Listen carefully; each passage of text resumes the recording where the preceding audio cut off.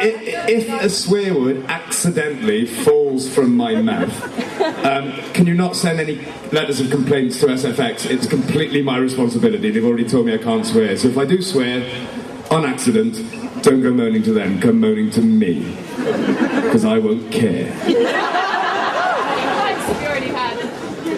So Gareth, I think like the journey of Yanto, if we're going to call it something as highfalutin as that, was one of the great things about Torchwood, because he started off and he was like the backroom boy, doing the kind of you do anything with this audience. What's that piece of paper? You've just got a list of innuendos on there, haven't you? Just going to read every question. You've got an innuendo. Innuendo. Innuendo. Is that right? Which endo? Yes, he was a backroom boy. And then they kind of... What I loved about the second series was the way he suddenly became this ultra dry character in the background. Did that something they just... Ultra dry, is that an innuendo? I don't know with you now, so what was he doing? But was that something they just kind of picked up on part of you as a person, or...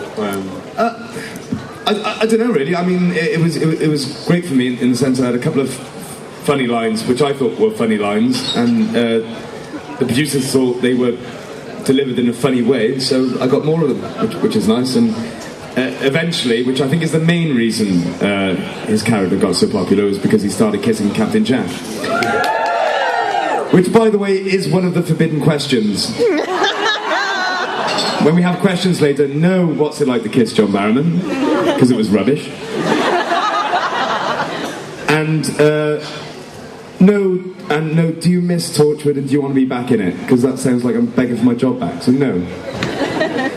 So those are the forbidden questions. Yeah, and obviously, like you've said, a large part of... Well, you became like this cult hero, really. That's true, isn't it? He's like John Barrowman's out there giving it all this, but we know who is the real star of this programme, don't we?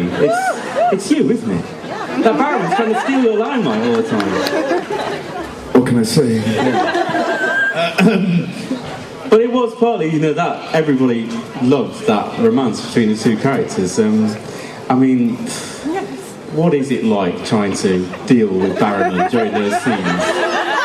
No, I'm going to say, you forbid them from asking, not me. But he's a very naughty man, isn't he? He's a very naughty boy. But actually, in those scenes, in particular, he was... was he a gentleman? He was very professional, and John is very professional. He likes to put himself across as a very naughty boy. But actually, when the camera's turning, he's all there. Hey, that was you, not me. I didn't mean it.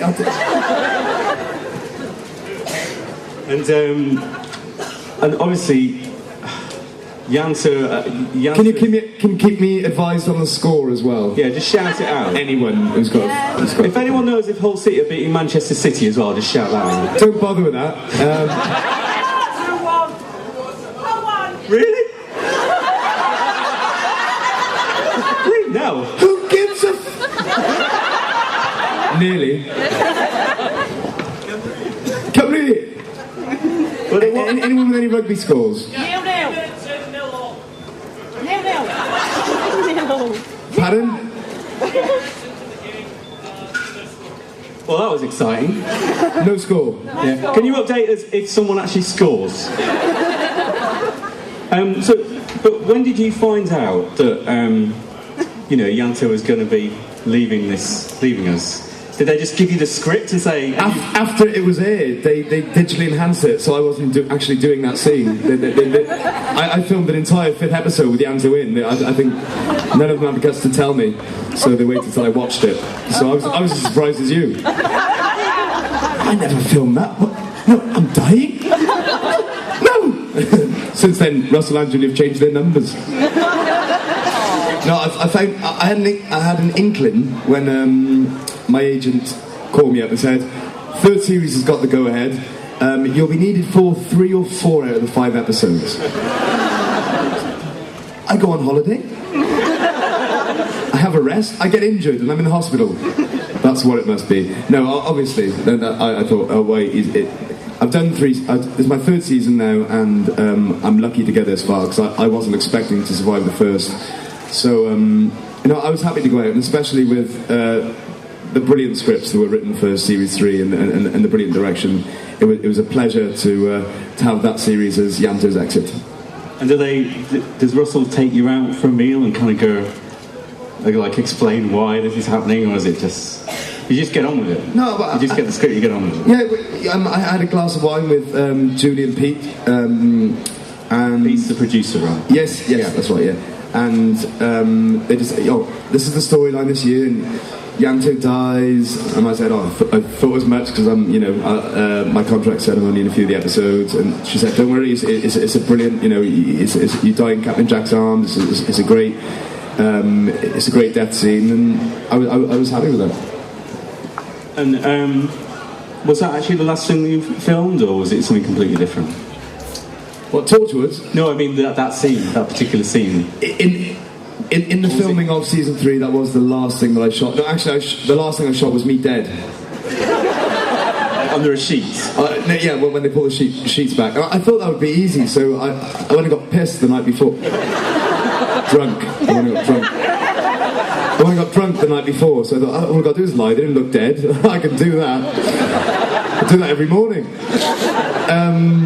But it's really difficult to stay still when you've got a hangover, because you just every now and again you get this involuntary sort of nervous spasm that starts somewhere deep in your bowels, and that was difficult. So death scenes, don't get drunk the night before. It's far more difficult to stay still. But before you're under the sheets, was it a sad day, or trying to film that? Under the what is it?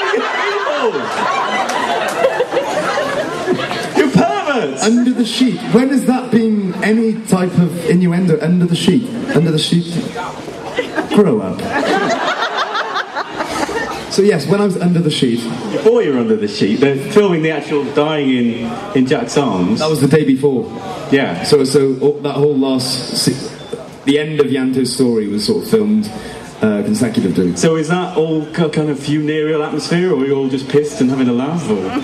No, it was sad. It was very somber mood in the studio. But we just got on with it, and we done it. We did that scene. I think it was only ever 1 or 2 takes max for every angle we filmed that shot. But we did it from about four different angles. And it was upsetting enough to, for it to be easy to put across. And I forgot what the hell I was going to say now. Something filthy. It was going to be very incisive, actually. That's not a double entendre. You said it was very intrusive.